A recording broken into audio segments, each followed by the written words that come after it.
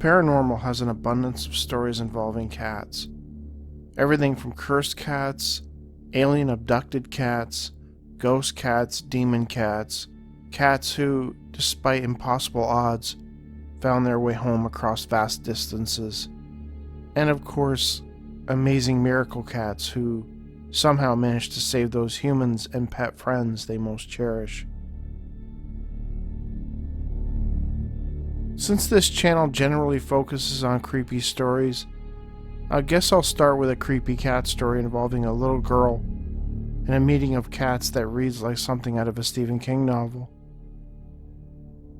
A woman recalls an amazing event that happened when she was 6, in which her cat, Shadow, was alerted to something in the backyard of her home. They had a private walkout porch, and her cat was standing by the screen door which led outside, apparently quite agitated by something. She decided to go and have a look. I went over by him and looked out the door. At first nothing. Then moments later some black cats appeared walking out of a path from the woods. I cannot remember how many. 6, maybe 7. Cannot remember. But they came out in a single file line. There was a tree stump in the clearing behind our house, and the cats walked to it and assembled themselves like they were having a meeting. There was one cat amongst them who was significantly bigger than the rest. He, for some reason to this day I feel like it was a he, took a seat on the stump, and the others sat and faced him. They were all intently looking at him, and he at them. She continued to watch out the door as her cat, which looked nearly identical to the black felines gathered in the yard, hissed, growled, and frantically clawed at the door. You name it, Shadow was doing it, but those cats, things, never acknowledged him. Not once. Me, I was mesmerized by them. I called to them over and over, and got no reaction. With that, she rushed to the kitchen and grabbed some bologna to give to the cats. She ran into her mother, who asked her what she was doing, and she recalled telling her that she was feeding some hungry kittens. She raced back to the door. I opened the screen door and threw food down to the cats. They didn't even look over. So, about now you think I should be scared. Their behavior was so strange. I called a couple more times, and finally one acknowledged me. Well, sort of. It was the big one sitting before the others. He merely glanced up at me, stared at me briefly, then turned his head away back towards the others. Shortly thereafter, they quietly walked back into the woods. I ran downstairs and outside to the back of the house and into the woods where the cats had gone, and they were nowhere to be found. I never saw them again. Afterwards, she told her mother about what she had seen, but her mother didn't believe her, and instead chalked it up to the wild imagination of a child. Though, bringing it up later in life, the mother did recall the event, and admitted that it frightened her. She said even though to this day she wants to believe it was just my fantastical imagination at work, she can't wrap her head around it. I was obviously not dreaming because, well, I didn't nap. I was a hyper 6-year-old, but she admitted that it scared her, and it just made her even more uneasy about being home at night alone with the kids in that big house in the woods. According to the witness, they lived in that house for another year before moving out. To this day, the witness cannot wrap her head around what she saw that day, the strange gathering of cats. In keeping with the Stephen King thing, I figure I'd discuss a case involving a cat that seemingly returned from the dead. I know, the first thing I thought of when I read the story was Stephen King's Pet Sematary. But, unlike his story, this one seems to have a happy ending. March 24, 2010, the Manchester Evening News reported on a bizarre case of Angelo and Katie Petrillo and the return of their long-dead cat, Alfie. In June 2009, Alfie had wandered away from the family's home and not returned. 2 weeks later, they received a call from a neighbor letting them know that Alfie had been spotted dead by the side of the slip road near Junction 21 of the M62. Angelo, 39, an energy company worker, went out to the area and was able to confirm that it was indeed his beloved cat. He brought him back and buried Alfie on the land near their family home in Milnrow, Rockdale. In November, Angelo, his wife, and their other cat, Freddie, moved into another house about 1 mile down the road. About 5 months later, in March 2010, they were stunned to receive a text message from the family who had moved into their old home, saying that a ginger cat was going berserk outside and was trying to get into the house.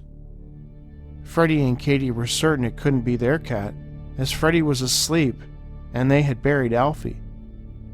The next day, they had 3 more calls from former neighbors saying that the cat was meowing all night and asking if it belonged to them.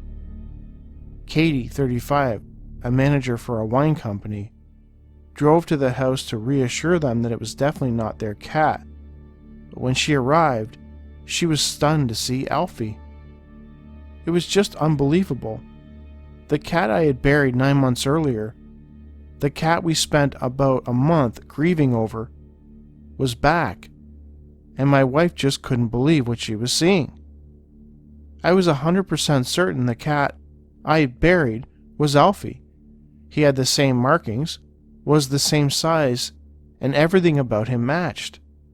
So when my wife walked through the door with Alfie, I was totally stunned. It was like he had risen from the dead.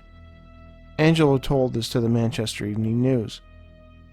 The couple did not know where Alfie had been living since the summer, but their vet told him he probably got lost, and by the time he eventually found his way home, the family had moved. According to Angelo, the cat was recovering and happy to be home.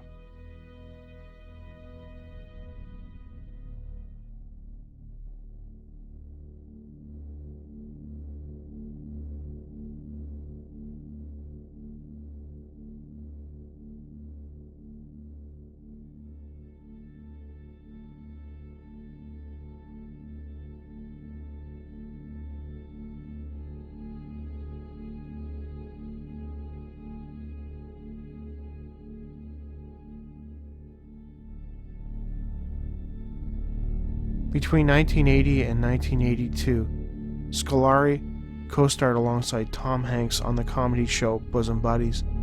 He went on to appear in nearly 100 movies and TV shows. In the spring of 1977, Scolari was working as an actor in New York.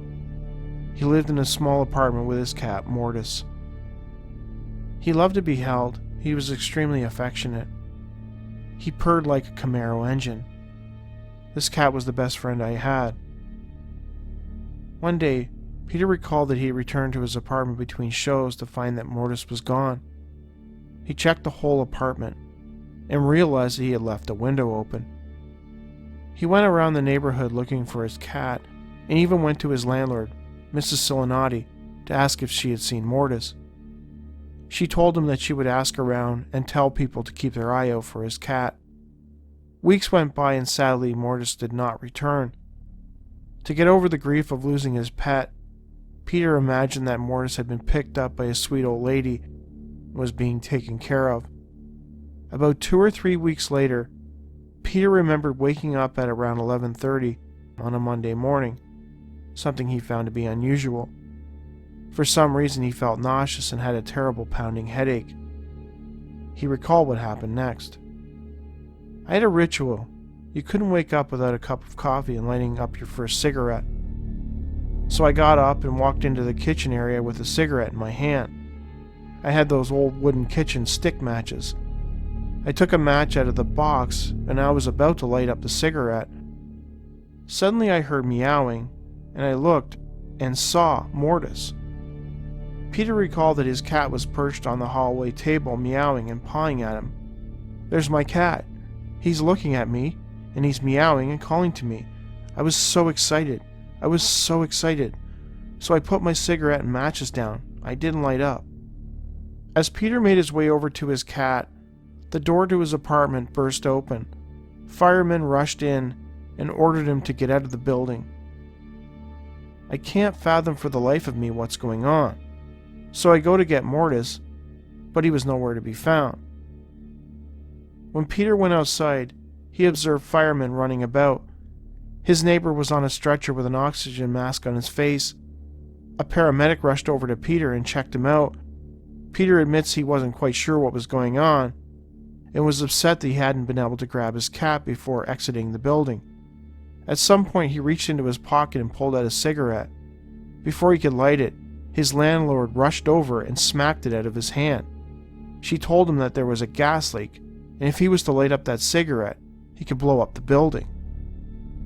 Later, when Peter was allowed to return to his apartment, he frantically searched for Mortis to no avail.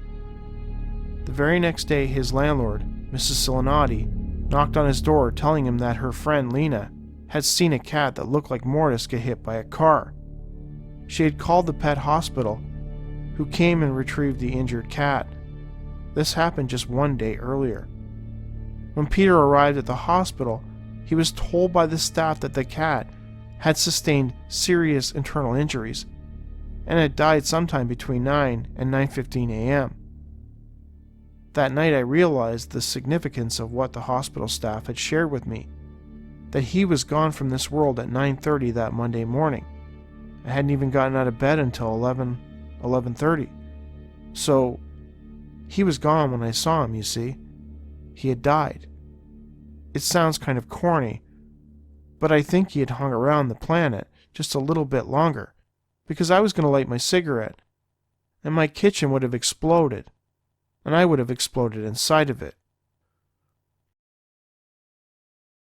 I know what I saw, and I will never doubt that this spirit, this animal, Mortis, my cat, my buddy, saved my life. No one will ever be able to convince me of anything else.